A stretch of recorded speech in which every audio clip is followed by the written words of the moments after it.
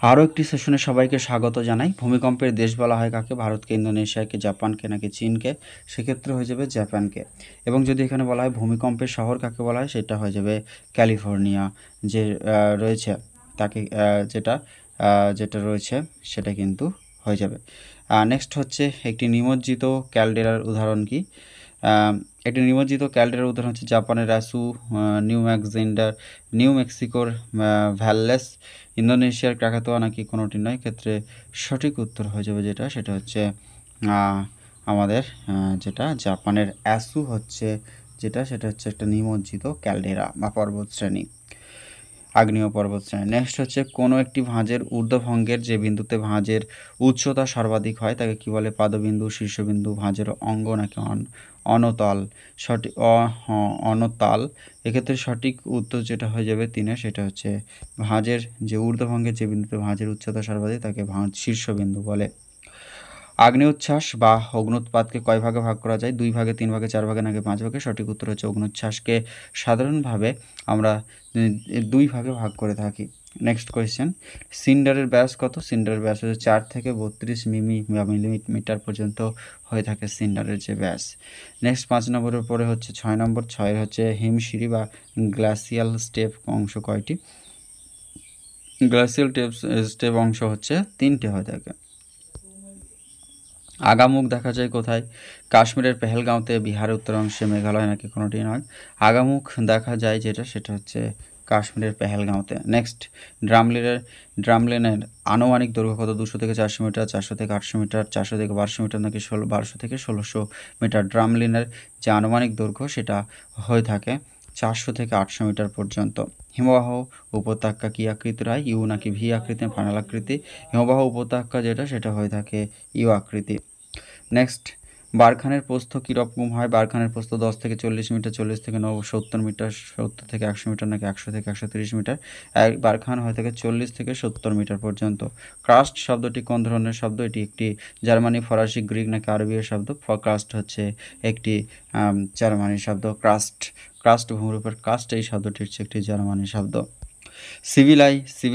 Civilisations and climate গ্রন্থটি কত খ্রিস্টাব্দে প্রকাশিত হয়েছিল?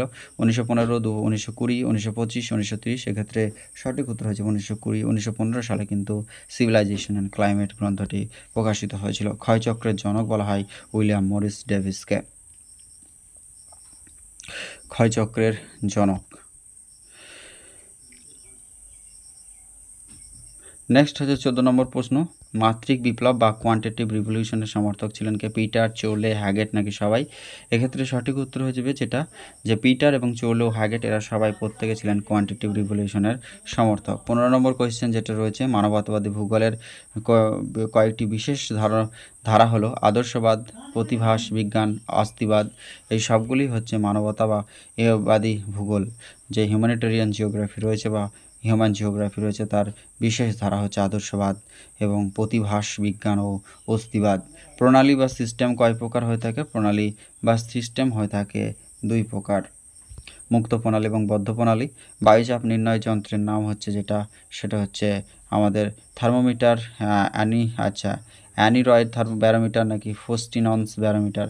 কিন্তু সঠিক উত্তর যেটা হয়ে যাবে সেটা হচ্ছে অ্যানিরয়েড ব্যারোমিটার এবং ফস্টিনস যে ব্যারোমিটার, এ দুটি হচ্ছে বায়ুচাপ নির্ণায়ক যন্ত্রের নাম। বায়ুপ্রবাহ সাধারণত 2 প্রকার, 3 প্রকার, 4 প্রকার, 5 প্রকার হয়ে থাকে। বায়ুপ্রবাহ সাধারণত হয়ে থাকে সেটা হচ্ছে 3 প্রকার।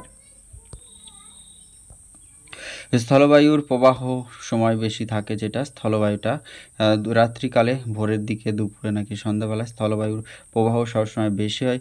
যেই সময়টাই বেশি হয় সেটা হচ্ছে আমাদের যে ভোরের দিকে কিন্তু স্থলবায়ু প্রবাহ সবসময় বেশি হয়। লু হচ্ছে একটি স্থানীয় বায়ু প্রবাহ আমাদের পাঞ্জাব এবং হরিয়ানাতে গ্রীষ্মকালে যে দুপুরবেলায় যে শশ করে শব্দ করে এক ধরনের বায়ু গ্রীষ্মের সময় বয়ে চলে, এটি হচ্ছে লু। বাদল বা নিম্বাস মেঘের রং কীরকম হয়ে থাকে? সাদা, ধূসর বা কালো রঙের বা সবকটি ঠিক? এক্ষেত্রে নিম্বাস বা বাদল এই মেঘের রং হয়ে থাকে সেটা হচ্ছে কালো হয়ে থাকে। নেক্সট হচ্ছে পরিষ্কার আকাশ নির্দেশ করে কি? সিরাস মেঘের নির্দেশ করে। ক্ষেত্রে পরিষ্কার আকাশ। নেক্সট হচ্ছে ল্যাটারাইট কী ধরনের মৃত্তিকা? এটি একটি ইন্ট্রা রিজিওনাল মৃত্তিকা অর্থাৎ আন্তঃআঞ্চলিক মৃত্তিকা হচ্ছে ল্যাটারাইট মৃত্তিকা হচ্ছে একটি আন্তঃআঞ্চলিক ল্যাটারাইট মৃত্তিকা হচ্ছে একটি রিজিওনাল মৃত্তিকা হয়ে যাবে এটা। ল্যাটারাইট মৃত্তিকা হচ্ছে একটি আঞ্চলিক মৃত্তিকা। নেক্সট হচ্ছে একটি আন্তঃআঞ্চলিক মৃত্তিকার উদাহরণ কোনটি? সেক্ষেত্রে পর্জল, রেগোলিথ, সিরোজেম, ল্যাটারাইট। এক্ষেত্রে 24 নম্বরের সঠিক উত্তর হয়ে যাবে সিরোজেম হচ্ছে একটা আন্তঃআঞ্চলিক মৃত্তিকা এবং ল্যাটারাইট হচ্ছে একটি আঞ্চলিক মৃত্তিকা। ভারতের মোট কত শতাংশ রেগুর মৃত্তিকা রয়েছে? 17%, 27%, 37%, 47%। এটা হচ্ছে 17%। নেক্সট হচ্ছে রেগুর মৃত্তিকা সবচেয়ে ভালো হয়ে থাকে যেটা হচ্ছে কার্পাস। রেগুর মৃত্তিকা বা কৃষ্ণ মৃত্তিকা বা কটন মৃত্তিকা বলা হয়ে থাকে। নেক্সট হচ্ছে ইউরেশিয়া স্থলবর্গীয় বনভূমিকে বলা হয়ে থাকে তৈগা, পেইরি, পম্পাস নাকি ডাই? সঠিক উত্তর হয়ে যাবে 27 নম্বরের কোয়েশ্চেনের ক্ষেত্রে তৈগা। ইউরোপীয় স্থলবর্গীয় বনভূমিকে তৈগা বলে। নাতিশীতোষ্ণ অঞ্চলে কোন ধরনের বনভূমি দেখা যায়? জেরোফাইট, মেসোফাইট এবং উভয়ই। নাতিশীত অঞ্চলে যে সমস্ত উদ্ভিদ দেখা যায় সেটা হচ্ছে মেসোফাইট। রঙের শিল্প থেকে কী উৎপন্ন হয়ে থাকে? নাইট্রোজেন, কার্বন ডাইঅক্সাইড, ওজোন নাকি ক্লোরোফ্লোরোকার্বন? এক্ষেত্রে 29 সঠিক উত্তর হবে ক্লোরোফ্লোরোকার্বন। নেক্সট আমরা দেখে নেব ইউট্রফিকেশন। আচ্ছা, ইউট্রফিকেশন হলো কি? জল দূষণ হয়ে যাবে এক্ষেত্রে অ্যাবসলুটলি কারেক্ট অ্যান্সার। ইউট্রফিকেশন হচ্ছে যে জলের মধ্যে যে বিভিন্ন জৈব অজৈব পদার্থ উপস্থিত থাকে এবং তাই সেগুলি পচে বা সেগুলি বিয়োজনের ফলে যে মিথেন গ্যাস উৎপন্ন হয়ে থাকে এবং যার ফলে বুদবুদ আকারে যে জল থেকে গ্যাস নির্গত হয় মিথেন CH4 এবং তার ফলেই সেই যে জল দূষণ এটাই হচ্ছে ইউট্রফিকেশন। মিনামাটা দেখা যায় পারদ দূষণের ফলে জাপানে। Option B is the absolutely correct answer. Next হচ্ছে 32 নম্বর, জলের উৎকর্ষতা সূচক হচ্ছে সেটা BOD, COD নাকি AB উভয় নাকি কোনোটি নয়? এক্ষেত্রে জলের যে উৎকর্ষতা বা জলে কতটা দূষণ হয়েছে সেটাকে সূচক যেটা করা হয় বায়োলজিক্যাল অক্সিজেন ডিমান্ড দ্বারা। তেজস্ক্রিয় দূষণের ফলে কি হয়? শ্রবণ শক্তি হ্রাস পায়, থাইরয়েডের সমস্যা তৈরি হয়, ক্যান্সার হয়। BOC দুটোই হয়। এক্ষেত্রে হচ্ছে তেজস্ক্রিয় দূষণের ফলে যেটা তৈরি হয় সেটা হচ্ছে আমাদের BOC দুটোই হয়ে থাকে অর্থাৎ থাইরয়েডের সমস্যা তৈরি করে এবং একই সাথে তেজস্ক্রিয় দূষণের ফলে ক্যান্সারও হয়ে থাকে। অর্থনীতিবিদ জিমারম্যান কত খ্রিস্টাব্দে সম্পদের ধারণা দিয়েছিল? 1933, 1923, 1943 নাকি 1953 সালে? এক্ষেত্রে সঠিক উত্তর হয়ে যাবে সেটা হচ্ছে আমাদের 1933 সালে জিমারম্যান, যিনি কিন্তু অর্থনীতির ধারণা অর্থনীতিতে যে সম্পদের ধারণা বা সম্পদের কার্যকারিতা যে রয়েছে, সম্পদের গ্রহণযোগ্যতা কার্যকারিতা, এই যে তার কার্যকারিতাই হচ্ছে কোনো বস্তুর কার্যকারিতা হচ্ছে প্রকৃত সম্পদ। সেই অর্থনীতিতে জিমারম্যান কত খ্রিস্টাব্দে সম্পদের ধারণা দিয়েছিলেন? সেটা হচ্ছে 1933 খ্রিস্টাব্দে।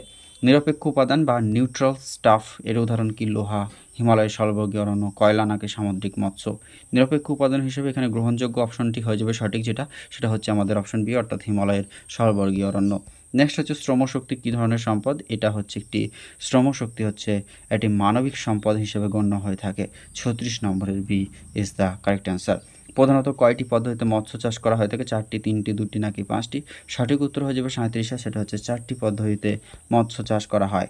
লং লাইন পদ্ধতিতে মৎস্য আহরণকে কী বলা হয় বা কোথায় হয়ে থাকে? এটা লং লাইন পদ্ধতির সাহায্যে জাপানে, চীনে, ভারতে নাকি নিউ ফাউন্ডল্যান্ডে? সঠিক উত্তর হয়ে যাবে 38-এর ক্ষেত্রে যে নিউ ফাউন্ডল্যান্ডে কিন্তু আমাদের লং লাইন পদ্ধতির মাধ্যমে মৎস্য আহরণ বা সংগ্রহ করা হয়। মাছ উৎপাদনে ভারত পৃথিবীতে বর্তমানে কত নম্বর স্থানে রয়েছে? 7ম, 8ম, 9ম নাকি 10ম?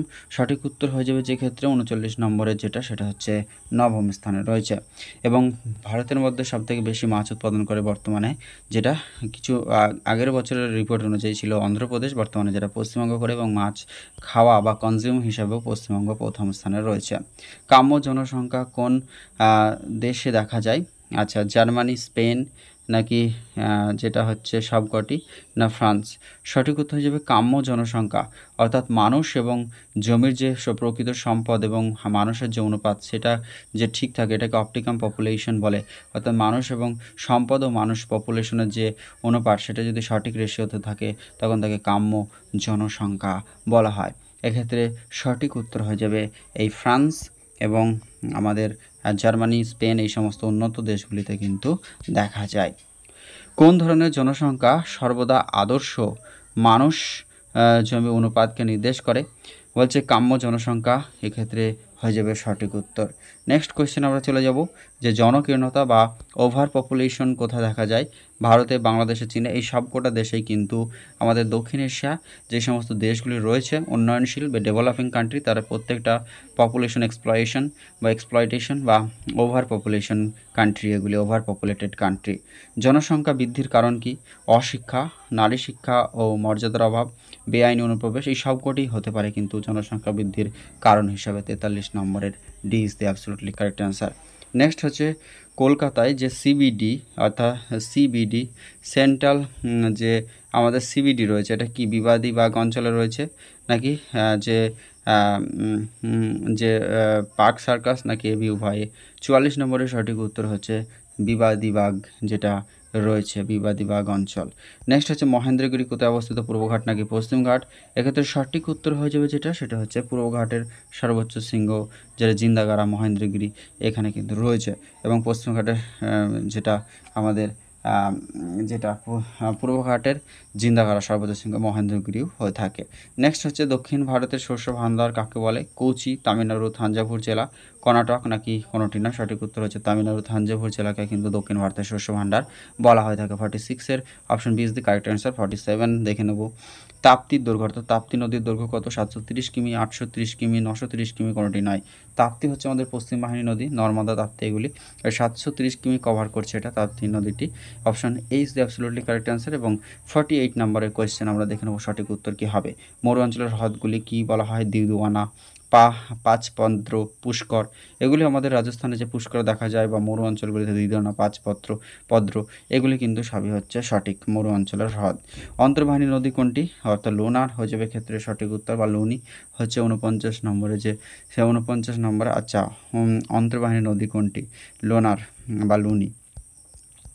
নেক্সট 50 নম্বর, কঙ্কন উপকূলে বৃষ্টিপাতের পরিমাণ কত? কঙ্কন আমাদের গোয়া এবং মহারাষ্ট্র উপকূল যেটা, সেটা কঙ্কন উপকূল নামে পরিচিত, এবং এই কঙ্কন উপকূলে বৃষ্টিপাত হয়ে 300 থেকে 500 সেন্টিমিটার পর্যন্ত বৃষ্টিপাত হয়ে থাকে। এবং আমাদের যে করমণ্ডল উপকূল রয়েছে তামিলনাড়ু, সেখানে বছরে শুধুমাত্র দুবার বৃষ্টিপাত হয়ে থাকে এবং শীতের সময় বৃষ্টিপাত হয়ে থাকে শীতকালে। এবং সবথেকে বৃহত্তম উপকূল যদি বলা হয় থাকে সেটা কাথিয়াওয়াড় উপকূল, গুজরাট উপকূল হয়ে যাবে ক্ষেত্রে সঠিক উত্তর। ভারতের বন্যা প্রবণ অঞ্চল কোনটি? কাশ্মীর উপত্যকা, নর্মদা নিম্ন অববাহিকা, গোদাবরী মধ্য অববাহিকা, ওই সবকটি। 51-এর সঠিক উত্তর হচ্ছে এই সবকটি অঞ্চল হচ্ছে বন্যা প্রবণ অঞ্চল। ভূপ্রকৃতি, নদী, উদ্ভিদ, এগুলির ম্যাপ কী ধরনের উপাদান? প্রাকৃতিক, সাংস্কৃতিক, এই উভয় ক্ষেত্রেই হতে পারে। তাহলে আমাদের যে ভূপ্রকৃতি বলেছে এবং উদ্ভিদ ও নদ নদী, তাই এগুলি সবই হচ্ছে প্রাকৃতিক এক একটা উপাদান, তাই এইগুলি ম্যাপগুলি কী ধরনের উপাদান? এগুলি হচ্ছে প্রাকৃতিক উপাদান। নেক্সট হচ্ছে পরিবহন, জনবসতি, এই ধরনেরগুলি ব্যাপারগুলি কী ধরনের হচ্ছে থাকে? এটা যেখানে পরিবহন এবং জনবসতি এই দুটো কথা বলা হচ্ছে, তাহলে এখানে প্রাকৃতিক উপাদানের মধ্যে 53 কিন্তু পড়ে না, শুধুমাত্র এগুলি সাংস্কৃতিক উপাদান, অর্থাৎ বিভিন্ন ধরনের যে সেটেলমেন্টগুলি রয়েছে, বিভিন্ন ধরনের যে সাইটসগুলি রয়েছে, পপুলেশনস এবং হ্যাবিটেন্টসগুলি রয়েছে, এবং মানুষ এবং তার নিজের ইচ্ছা মতো তার সংস্কৃতি মতো জনবসতি গড়ে তুলেছে এবং একই সাথে পরিবহন ব্যবস্থাও গড়ে তুলেছে, এগুলি হচ্ছে সাংস্কৃতিক উপাদান। নেক্সট হচ্ছে মার, MAR, মার দ্বারা টপোসিটে কী বোঝানো হয়? ক্যাম্পিং গ্রাউন্ড, চিমনি, বাজার নাকি বিশ্রাম? এটা মার্কেট বোঝানো হয়ে থাকে, তাই option C is the absolutely correct answer. RH এর দ্বারা টপোসিটে কী বোঝানো হয়? এটা হচ্ছে ক্যাম্পিং গ্রাউন্ড, চিমনি নাকি বাজার নাকি বিশ্রাম ঘর? এগুলো হচ্ছে রেস্ট হাউস হিসাবে দেখানো হয়, তাই বিশ্রাম গৃহ হয়ে যাবে অ্যাবসলিউটলি কারেক্ট অ্যান্সার। তো ফ্রেন্ডস, এই ছিল এই সেশনের 55 কোয়েশ্চেন্স। আশা করি এই কোয়েশ্চেনগুলো আপনাদের কাছে খুবই নর্মাল লাগবে এবং কয়েকটি কোয়েশ্চেন হয়তো একটু মনে হবে উত্তরগুলি কেমন এলোমেলো হয়ে যাচ্ছে। তো এই সিরিজগুলি আপাতত থাক, আগামীতে আরও উন্নত মানের সিরিজ নিয়ে হাজির হব। Thank you so much for watching this video.